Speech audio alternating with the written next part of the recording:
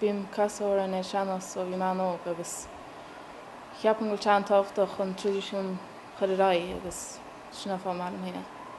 Well ní cheol am haois ach cheap mu a táchtach má é sin a glóhol bí abanis mé lu smáide ban telefís cho siad na China's ceol sinna mó insma nó do mé sa gánaich ó cai ceol ver gúna tre go má relax an mar sin.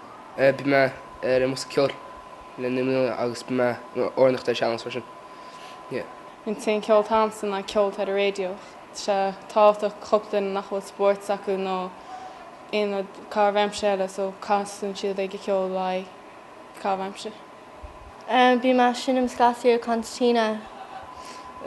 Well, is le journey a hosma ceol san idir betús na Israel hosma sinnim an gtéir agus bhain má an tanir sin agus bhg má sin agus í an ukulele for mar sin tíar fribnolig agus tá súla níis piano hosa